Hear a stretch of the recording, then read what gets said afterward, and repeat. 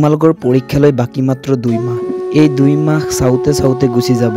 এতিয়াও যদি তুমি এনেই সময় নষ্ট কৰি থাকা, এনেই ঘণ্টাৰ পৰ ঘণ্টা ইনষ্টাগ্ৰামত ৰিল চাই বন্ধুবৰ্গৰ লগত আড্ডা মাৰি থাকা, তেনেহ'লে মই এটাই কথা ক'ম, পিছত পস্তাব লাগিব।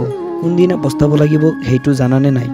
মই কওঁ শুনা, ৰিজাল্টৰ দিনা যেতিয়া তোমাৰ বন্ধুৰ ঘৰত মানুহে মিঠাই খাই আছে আৰু তোমাৰ ঘৰত তুমি অকলে বহি বহি কান্দি থাকিবা, সেইদিনা তুমি বুজি পাবা যে সময়ৰ কি মূল্য।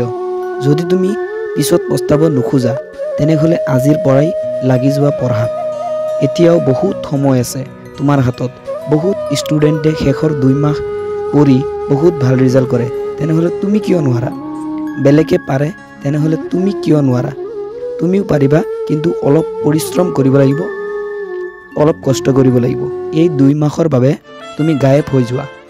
এই 2 মাহৰ বাবে বন্ধুবৰ্গৰ লগত আড্ডা দিয়া বাদ দিয়া, এনেই ঘূৰা ফুৰা বাদ দিয়া, কিতাপৰ লগত সময় কটোৱা, কিতাপৰ লগত বন্ধুত্ব কৰি লোৱা। আৰু এটা কথা, মানুহে তোমাৰ লগত বেইমানি কৰিব পাৰে, কিন্তু পৰিশ্ৰমে কেতিয়াও বেইমানি নকৰে। তুমি যদি এতিয়া ভালকৈ পৰিশ্ৰম কৰা, তেনেহ'লে নিশ্চয় এটা ভাল ৰিজাল্ট কৰিব পাৰিবা।